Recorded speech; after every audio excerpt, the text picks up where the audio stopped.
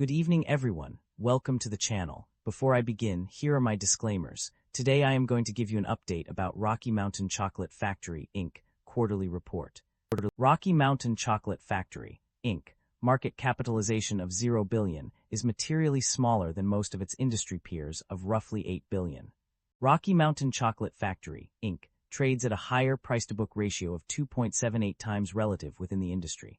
But when we look at the broader industry, much for its peers are also priced fairly or higher. This indicates an overall sector-level optimism, suggesting that most investors have already participated in the industry, leaving limited opportunity to uncover undervalued stocks. The company maintains a moderate leverage profile, with liabilities making up 67% of total assets, suggesting a balanced approach between risk management and capital efficiency. Liabilities have increased, while assets and equity have failed to keep pace or declined. This suggests the business is not growing and may be in decline, making it a highly unattractive investment from a risk perspective. Shareholder equity has weakened over the past 5 years, accompanied by declining or negative operating income. This suggests the business may be eroding shareholder value and warrants caution. The share count has increased over the past 5 years, while revenue has continued to grow.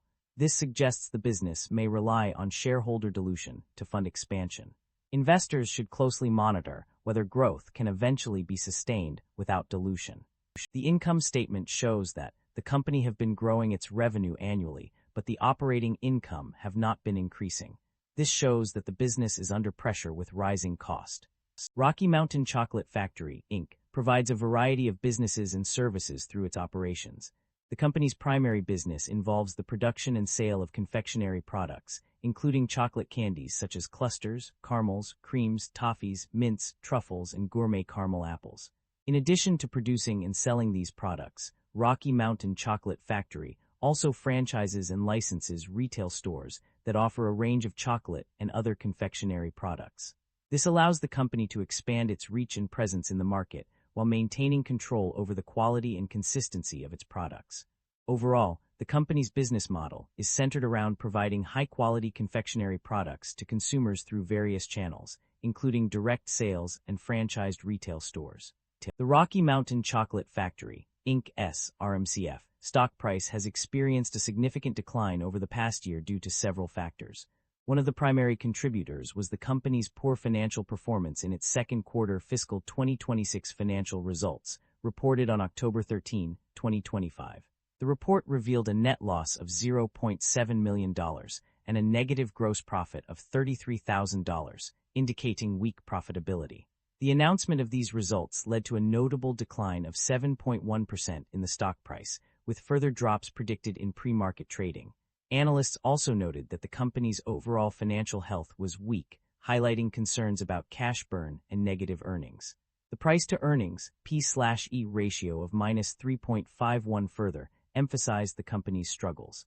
Despite positive developments such as new store commitments and a major franchise expansion, these events were overshadowed by ongoing profitability challenges. The 52-week trading range for RMCF stock, with a high of $3.18 and a low of $1.12, confirms that the stock experienced substantial declines within the last year. The negative financial performance was a significant contributor to the stock's downward trend, causing a drop exceeding -18.63%. The primary drivers of revenue growth or decline for a company can be identified through an analysis of various factors. On the growth side, franchise fees have seen a significant increase of 17% to $162. The manufacturing segment has also experienced substantial growth, with royalty and marketing fees revenue rising by 300% to $4,344. Additionally, retail sales revenue has increased by 72% to $1,370. The expansion into new markets, such as the Philippines, has contributed to revenue growth.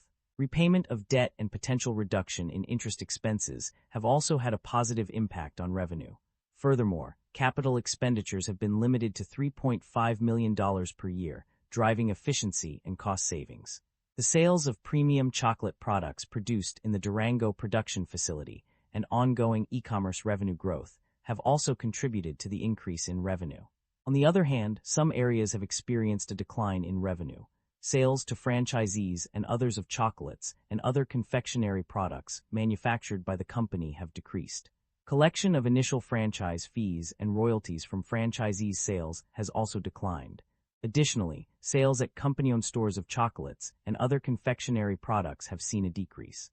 The stable revenue segments include franchising, which remains steady at $4,506, and manufacturing, which has experienced growth of $1,288 from the previous period.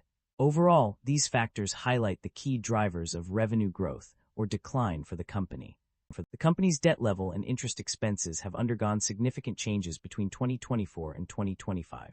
In terms of debt level, the notes payable increased from $5,957 in 2024 to $7,770 in 2025, indicating a rise of $1,813. Additionally, the total liabilities increased, although a covenant was waived for 2 quarters. The total debt is now at $7.8 million. On the other hand, interest expenses have shown mixed results. Initially, there was a significant decrease of -51% from $160 in 2024 to $243 in 2025. However, later on, it increased by $0.1 million, 100%, from $0.1 million in 2024 to $0.2 million in 2025. Overall, the interest expense has changed significantly between the 2 years. It is worth noting that the increase in debt balance outstanding led to an increase in interest expense, indicating a direct relationship between the two. The performance of various segments within the company has been inconsistent across different pages. On the positive side, the franchising segment has consistently performed well, with profits ranging from $271 to $2,070. The manufacturing segment also showed strong performance, with profits between $400 and $600. In contrast, the unallocated segment struggled significantly, reporting losses of up to $4,034. Although the retail store segment initially reported a loss, it later turned around and showed small profits on subsequent pages. Overall, these results indicate that franchising and manufacturing were the standout performers, while unallocated and retail store segments faced challenges. Management is optimistic about the company's outlook, citing improvements in key performance metrics. The company aims to reduce overhead costs and improve manufacturing efficiencies to increase profits and gross margins. A focus on premium chocolate products produced in the Durango facility is also expected to drive sales growth. To achieve these goals, management plans to develop third-party delivery channels and implement a corporate sales strategy to add new stores and transfer existing ones to new owners. Additionally, remodeling existing stores will aim to increase store-level sales. Franchisees are expected to play a key role in driving customer visits and average transaction value. The company's financial performance is also showing signs of improvement, with basic loss per share decreasing from $0.47 to $0.15, and operating loss decreasing from $3.2 million to $0.5 million. Management continues to explore ways to strengthen the liquidity position and comply with debt financing covenants. Overall, management's strategy focuses on cost reduction, sales growth, and expansion of franchise systems, which is expected to drive long-term success for the company. The company is facing concerns about inventory buildup and supply chain disruption.